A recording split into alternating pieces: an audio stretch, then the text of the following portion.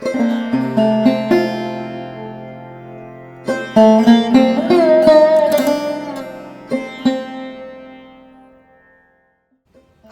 எல்லோரும் எப்படி இருக்கிறீங்க? எல்லோரும் ஹெல்த்தியாகவும் ஹாப்பியாகவும் இருப்பீங்கன்னு நம்புகிறேன். இந்த மார்கழி மாதம் நான் கோலம் போட ஆரம்பித்த நாள்லேருந்து இவருக்கு இதான் வேலை. நான் கோலம் போட்டு ஒரு 2 to 3 hours தான் விடுவார். அதுக்கப்புறம் வந்து படுத்துருவார். சரி, நானும் கண்டுக்கிறதில்ல, விட்டுட்டேன். பொங்கலுக்கு வந்து காய்கறிலாம் வாங்கிட்டு வரலான்னு கிளம்பியாச்சு. ஸ்கூபியை வந்து நான் எங்கேயோ போகிறேன்னு நினச்சிட்டு ஜன்னலில் வந்து கூப்பிட்டுட்டு இருந்தார். மார்க்கெட்டில் போய் கொஞ்சம் முன்னாடியே காயெல்லாம் வாங்கிட்டு வந்துடுவோன்னு வாங்கிட்டு வந்தாச்சு. முக்கியமானது பொங்கல்னாலே கரும்பு இருக்கும் பாருங்கள். அந்த கரும்பு கலராக இந்த பொடியெல்லாம் பார்த்தோன்னே இந்த பொங்கலோட ஒரு கொண்டாட்டம் நமக்கு வந்துடுது. ரொம்ப அழகாக இருந்துச்சு, கலர்ஸ்லாம் ப்ரைட்டாக இருந்துச்சு. சரி, வாங்கி நம்ம மிக்ஸ் பண்ணிக்கலாம் அப்படின்னு சொல்லிட்டு நான் வந்து ஒயிட்டு கோலமாகவும் வாங்கிட்டு வந்துட்டேன். இதுக்கு முன்னாடி பார்த்திங்கன்னா மிக்ஸ் பண்ணி வச்சுருந்தது தான் வாங்கிட்டு இருந்தேன். ஒரு பேக்கெட் 10 ரூபா அப்படின்னு சொல்லி வாங்கி யூஸ் பண்ணிகிட்டு இருந்தேன். சரி, இது ரொம்ப ப்ரைட்டாக இருக்கே, நம்ம வந்து இதை ட்ரை பண்ணி பார்ப்போம் அப்படின்னு. முன்னாடிலாம் ஆனால் அம்மாலாம் கோலம் போடுறப்ப இந்த மாதிரி வாங்கி நாங்கள் மிக்ஸ் பண்ணி தான் செய்வோம். கலந்தெல்லாம் அப்போல்லாம் கிடையாது. இந்த மாதிரி நம்ம தான் மிக்ஸ் பண்ணிக்கணும், அந்த மாதிரி தான் இருக்கும். கலர்ஸ் பாருங்கள் எவ்வளோ ப்ரைட்டாக இருக்குதுன்னு. அப்போ வந்து நாங்கள் மிக்ஸ் பண்ணுறப்ப வெறும் கோலமாவு மட்டும்தான் அப்படியே டைரெக்டாக மிக்ஸ் பண்ணி வச்சுருவோம். அப்படி வைக்கிறப்ப பார்த்திங்கன்னா அந்த கலர் வந்து கொஞ்சம் டல்லாகிடும். இன்னொன்று வந்து அந்த கோலமாவு ஒயிட்டு வந்து நமக்கு தெரியும், அந்த மாதிரி தான் இருக்கும். இன்றைக்கி வந்து நான் ஒரு மெத்தட் ஒன்று இந்த கோலமாவு விற்கிறவங்க செய்கிறத பார்த்தேன். அதனால் சரி, அதை ட்ரை பண்ணுவோமேன்னு தான். இது கூட வந்து ஒயிட் கலரையும் கலந்துட்டேன். கொஞ்சம் கலர் எடுத்து வச்சுக்கிட்டேன். சப்போஸ் ரொம்ப மாவு கலந்து ரொம்ப டல்லாகிடுச்சுன்னா அதுக்கப்புறம் திரும்ப சேர்த்துக்கலாமேன்னு நினச்சி வச்சேன். கை வச்சு கலந்தால் கலராயிருமே அப்படின்னு யோசிச்சேன். ஏன்னா நான் எடுக்கிறப்பே கையில் பட்டு ஒட்டிக்கிச்சு. அந்த கலரே வந்து கையை கழுவினாலும் சரியாக போக மாட்டேங்குது. அதனால் கை வைக்க வேண்டாம் அப்படின்னு சொல்லிட்டு ஸ்பூனால் தான் மிக்ஸ் பண்ணிக்கிட்டு இருந்தேன். நார்மலாக இப்படி தான் மிக்ஸ் பண்ணி கோலம் போடுறது, அந்த மாதிரி தான் பழக்கம் முன்னாடிலாம். ஆனால் வந்து இந்த மாதிரி பண்ணுறப்ப பாருங்களேன், உங்களுக்கு தெரியுது அந்த ஒயிட் கலர் நம்ம மிக்ஸ் பண்ணியிருக்கோங்கிறது அதில் தெரியுது. இதில் கொஞ்சம் தண்ணி லைட்டாக தெளிச்சுட்டு நம்ம மிக்ஸ் பண்ணோம்னா நல்ல கலர் வந்து எல்லாத்தோடையும் மிக்ஸ் ஆகி வரும்னு சொல்லி இந்த கோலமாவு சேல்ஸ் பண்ணுறவங்க வந்து காமிச்சாங்க. சரி, நம்மளும் ட்ரை பண்ணுவோமேன்னு சொல்லிட்டு தான் நான் வந்து இன்றைக்கி கலர் மிக்ஸ் பண்ணிக்கிட்டு இருக்கிறேன். தண்ணி ரொம்ப விட பயமாக இருந்துச்சு, அதனால் கொஞ்சம் கொஞ்சமாக ஸ்பூனில் விட்டு தான் மிக்ஸ் பண்ணிகிட்டு இருந்தேன். உங்களுக்கு மிக்ஸ் பண்ணையிலே ஓரளவு தெரியும் ரொம்ப தண்ணி இருக்குது மிக்ஸ் ஆகுதுன்னு. இதில் என்ன ஒரு லாஜிக்னால், நம்ம தண்ணி விட்டு மிக்ஸ் பண்ணுறப்ப அந்த கலர் பவுடர் வந்து சாயம் ஒட்டிக்குதுல கையில், அது மாதிரி அந்த ஒயிட் மாவோட போய் அது ஒட்டிக்குது. அது ஒட்டிக்கிறதுனால இந்த ஒயிட் கலர் வந்து தனியாக ஒயிட்டாக தெரியாமல் அந்த கலரோடு மிக்ஸ் ஆகி ஒரே கலராக தெரியுது. இதனால தான் அவங்க தண்ணி தெளித்து செய்கிறாங்க. நம்ம தண்ணி தெளிக்காமல் செஞ்சால் ஒயிட்டாகவே தானே இருக்கும். அப்படி இருக்காது. இப்போ பாருங்களேன், தண்ணி தெளித்து செய்கிறப்ப எப்படி இருக்குதுன்னு நல்லா எல்லாம் மிக்ஸ் ஆகிடுச்சு. சரி, இது சரிப்பட்டு வராது, கை தான் நல்லா செய்ய வரும். ஆனால் வந்து கை வச்சா கையெல்லாம் பயங்கரமாக ஒட்டுதுங்கிறதுனால நான் க்ளவுஸ் போட்டுக்கிட்டேன். தப்பி தவறி கூட க்ளவுஸ் இல்லாமல் கை வச்சிடாதீங்க, கை பயங்கரமாக கலர் பிடிச்சிக்கும். இப்போ வந்து நல்லா வந்து எல்லாத்தோடையும் மிக்ஸ் ஆகி ஒட்டிக்கிச்சு, கொஞ்சம் ஈரப்பதமாக இருக்குது. இதை நான் பேப்பரில் போட்டு காய வச்சுக்கிறேன். இதே மாதிரி நான் மற்ற எல்லா பவுடரையுமே மிக்ஸ் பண்ணி எடுத்துக்க போகிறேன். இந்த வருஷம்தான் பார்த்திங்கன்னா மார்கழி மாதம் 30 நாளும் விடாமல் கோலம் போடணும் நம்ம, கலர் கோலம் அப்படின்னு சொல்லிட்டு ஒரு இதோடு போட்டுட்ருந்தேன்.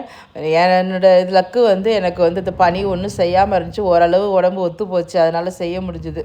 இன்னொன்று மழை வராமல் இருந்துச்சு. ஒரே ஒரு நாள் மட்டும்தான் கோலம் போட்டுட்டு வந்து ஒரு 1/2 அன் ஹவருக்குலாம் மழை தூர ஆரம்பிச்சிது. ஆனால் ரொம்ப நல்லா லேட்டாக தூர ஆரம்பிச்சிது. இந்த கலர்லாம் பாருங்களேன் எவ்வளோ அழகாக இருக்குதுன்னு பார்த்தோன்னே ரொம்ப ஆசையாயிடுச்சு. ஆகா, நல்லா ப்ரைட்டாக இருக்கே கலர்னு. காஞ்ச பிறகு பார்ப்போம் அது எப்படி இருக்குன்னு. இதில் கொஞ்சம் தண்ணி ஜாஸ்தி ஆகிடுச்சு, இருந்தாலும் பரவாயில்ல, காய வச்சா எல்லாம் சரியாயிடும் அப்படின்னு சொல்லிட்டு நான் எல்லாத்தையுமே மிக்ஸ் பண்ணி எடுத்துட்டேன். என் க்ளவுஸோட நிலமையை பாருங்கள். நீங்கள் வெறும் கையால் செஞ்சிங்கன்னா அதுதான் நிலமையாயிடும். நான் என் பேப்பர் விரித்து ஃபுல்லாக எல்லாத்தையுமே ஸ்ப்ரெட் பண்ணி வச்சுட்டேன், காயட்டும் அப்படின்னு சொல்லிவிட்டு. இது வந்து நாள் நான் காய வச்சுருக்கிறேன். மறுநாள் வந்து போகிக்கு எடுத்துக்கலாம் அப்படின்னு சொல்லிட்டு தான் எல்லாத்தையும் மிக்ஸ் பண்ணி எடுத்து வச்சுருக்கிறேன். மறுநாள் பார்த்திங்கன்னா கலர் வந்து கொஞ்சம் டிம் ஆகிடுச்சு. நான் வந்து மிக்ஸ் பண்ணி வச்சது அதே கலர் தான் இருக்கா அப்படின்னா பார்க்க அதேமாரி இருக்குது கலரு. ஆனால் கையில் இப்படி எடுக்கிறப்ப அந்த கலர் பாருங்கள், கொஞ்சம் கலர் மாதிரி லைட் ஆகிடுச்சு. தெரியுதா உங்களுக்கு? அது எந்த அளவுக்கு லைட்டாக இருக்குது அப்படிங்கிறத நான் அந்த டார்க்காக இருக்கிற இடத்து மேலே போடுறேன் பாருங்கள், அப்போ தெரியும் உங்களுக்கு எவ்வளோ தூரம் அது லைட்டாக இருக்குது அப்படிங்கிறது. இப்போ தெரியுதா வித்தியாசம்? இந்த மாதிரி கலர் வந்து கொஞ்சம் லைட் கலராக ஆகிடுச்சு. ஆனால் நல்லா இருந்துச்சு, பார்க்குறதுக்கு நல்லா இருந்துச்சு. ஆனால் கலர் வந்து கொஞ்சம் லைட் கலர் ஆகிடுச்சு. அந்த நம்ம மிக்ஸ் பண்ணுறப்ப இருக்கிற அந்த பிரைட் கலர் கிடைக்காது, இல்லை நம்ம வாங்குறப்ப இருக்கிற அந்த பிரைட் கலரும் கிடைக்காது. கொஞ்சம் கலர் வந்து லைட்டாக தான் இருக்குது. இதுவும் நல்லா தான் இருக்குது பார்க்குறதுக்கு. எல்லாத்தையும் மிக்ஸ் பண்ணி எடுத்துகிட்டேன். 15 கலர்ஸ் வாங்கியிருந்தேன். 15 கலர்ஸும் மிக்ஸ் பண்ணி எடுத்துட்டேன். இதில் வந்து க்ரீன் வந்து பார்த்திங்கன்னா ரொம்ப மைல்டான ஒரு க்ரீனாக வந்துருக்குது. நல்லா தான் இருக்குது பார்க்குறதுக்கு. ஆனால் நம்ம இதான் கலர் வேணும் அப்படின்னு நினச்சி நம்ம செஞ்சோன்னு வச்சுக்கோங்க, அந்த கலர் வருதா அப்படின்னா அப்படி கிடையாது. இப்போ வந்து எல்லோ பக்கத்தில் பார்த்திங்கன்னா அதுவும் க்ரீன், அது கிட்டத்தட்ட பார்க்க ஒன்றா தெரியும். ஆனால் வந்து போடையில் உங்களுக்கு வித்தியாசம் தெரியும். எனக்கு இந்த கலர் தான் வேணும் அப்படின்னு நினச்சிங்கன்னா இந்த மாதிரி வாங்கி மிக்ஸ் பண்ணாதீங்க. அவங்க மிக்ஸ் பண்ணி வச்சதை வாங்கிக்கோங்க. இது மட்டும்தான் பார்த்திங்கன்னா நான் எதிர்பார்க்கவே இல்லை. அது ஒரு மாதிரியான ஒரு ரெட் கலர் பவுடரு மிக்ஸ் பண்ண பிறகு சம்மந்தமே இல்லாமல் இந்த மாதிரி ஒரு கலரில் வந்திருக்கு. எங்கள் ஸ்கூபியோட டச் எல்லா இடத்துலையும் இருக்கும். கோலமாவுலேயும் இருக்குது பாருங்கள். காய வச்சுருந்தேன் இல்லையா, அதுலேயும் அதோட முடி வந்துருச்சு. கலர் பாருங்களேன். இது வந்து ரெட்டுன்னு ஒத்துக்க முடியுமா? ஒத்துக்கவே முடியாது. ரெட் கலர் கலந்தது ஒரு மாதிரி டல் கலராக ஆகிடுச்சு. ஆனால் இதுவும் எதுக்காவது யூஸ் ஆகும், அதனால பரவாயில்ல ஓகே அப்படின்னு எடுத்து வச்சிட்டேன். இன்னொன்று என்னென்னா இது வந்து கையில் பயங்கரமாக ஒட்டுது. கலர் வந்து அப்படியே ஒட்டுது. அவங்ககிட்ட நம்ம ரெடிமேடாக வாங்குறத விட நம்ம மிக்ஸ் பண்ணுறது கொஞ்சம் கலர் கையில் ஒட்ட தான் செய்யுது. ஆனால் பரவாயில்ல, இருந்தாலும் நல்லா இருக்குது. எனக்கு கலர்ஸில் எனக்கு ரொம்ப பிடிச்சிருந்தது. 15 கலர்ஸ் எப்படி இருக்குதுன்னு சொல்லுங்கள். எந்த கலர் உங்களுக்கு ரொம்ப பிடிச்சிருக்குது? போடுறதுக்கு ரொம்ப நல்லா வந்துச்சு. நம்ம அவங்க மிக்ஸ் பண்ணி வச்சுருக்கிற மாவை விட நம்ம மிக்ஸ் பண்ணுற மாவு சூப்பராக வந்துச்சு. போடுறதுக்கு எவ்வளோ பிசுறு இல்லாமல் வருது பாருங்களேன். ரொம்ப நல்லா வந்துச்சு. அதே போல் நம்ம ஃபில் பண்ணுறதும் வந்து நல்லா வருது. ஈஸியாக ஃபில் பண்ண வருது. அந்த வகையில் பார்த்திங்கன்னா நம்ம ரெடி பண்ணுறது தான் சூப்பராக வருது. அவங்கள்ட்ட ரெடிமேடாக வாங்குறத விட இது ரொம்ப நல்லா இருந்துச்சு. எனக்கு ரொம்ப பிடிச்சிருந்தது. இந்த தடவை பாட்டில் வச்சு ட்ரை பண்ணலாம் அப்படின்னு சொல்லிவிட்டு இந்த பாட்டில் டிஸ்போசபிள் வாட்டர் பாட்டில் எடுத்துருக்கிறேன். இந்த மாதிரி ஒரு சின்ன ஊசி எடுத்துக்கோங்க. அதோட நுனி அளவுக்கு மெல்லிசாக ஓட்ட போடுங்க. எவ்வளோ மெல்லிசாக முடியுமோ அவ்வளோ மெல்லிசாக போடுங்க. ஏன்னா அதுவே நிறையா வருது வெளியில். நான் இந்த எண்டுக்கு ஒன்று அந்த எண்டுக்கு ஒன்றுன்னு ஹோல்ட் பண்ணியிருக்கிறேன். பார்த்திங்கன்னா ரொம்ப அழகாக 2 லைன் கோடு போடணுமா, சூப்பராக வருது.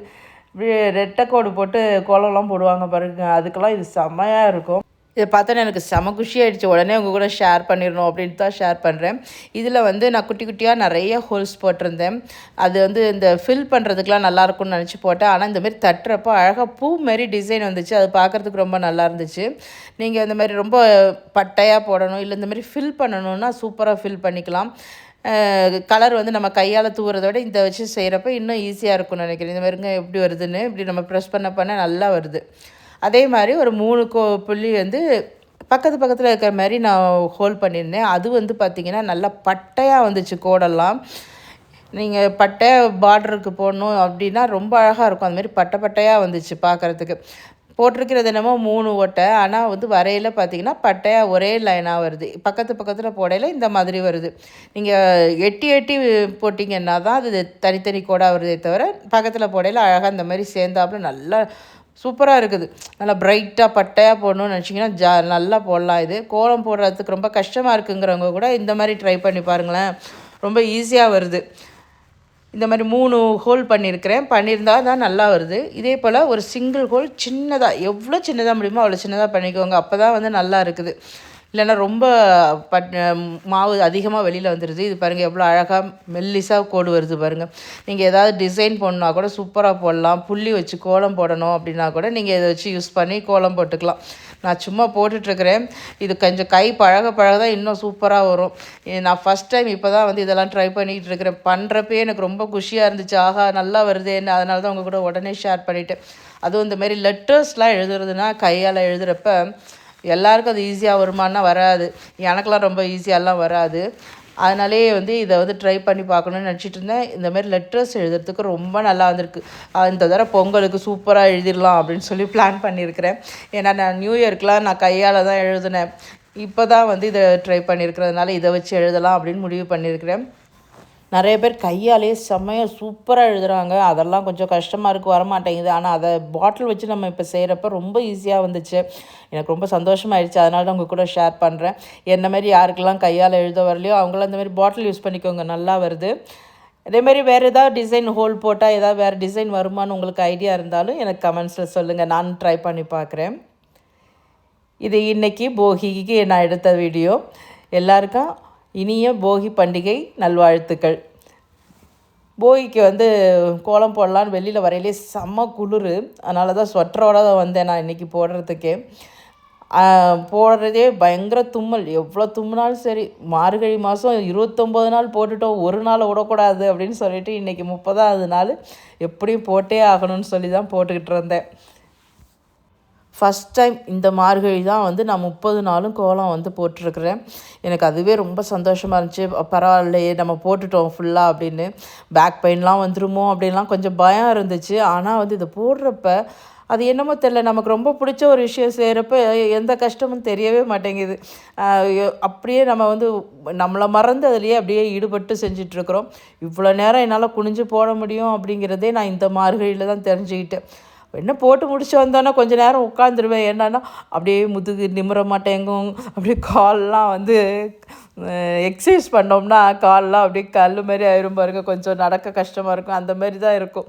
செத்த நாழி உட்காந்து எழுந்திரிச்சு அதுக்கப்புறம் நார்மலாக எல்லா ஒர்க்கும் பார்க்க ஆரம்பித்தோடனே அது மறந்துடும், அது சரியாக போயிடும். மறுநாள் என்ன கோலம் போடலாம் அந்த எண்ணம் தான் திரும்பவும் வரும் நமக்கு. போகி பண்டிகைங்கிறது நமக்கு பொங்கலுக்கு நாள் வர்றது. பொங்கலுக்கு வந்து வீடு ஃபுல்லாக க்ளீன் பண்ணி அந்த இதை வந்து செலிப்ரேட் பண்ணுறது தான் போகி பண்டிகை. அந்த காலத்துலலாம் பார்த்திங்கன்னா எல்லோரும் வேலைக்கு போயிடுவாங்க, வயல் வேலைக்கு அதுக்கு இதுக்குன்னு போயிடுறப்ப வீடுக்கு வந்து இதுக்கு தனியாக செப்பரேட்டாக டீப் க்ளீனிங் அப்படிங்கிறது வந்து அவங்களுக்கு கொஞ்சம் கஷ்டமான வேலையாக இருக்கும். நிறைய இதை தூக்கி பரண் மேலே வச்சு மறந்தே போயிடும் என்ன வச்சோம் அப்படிங்கிறது.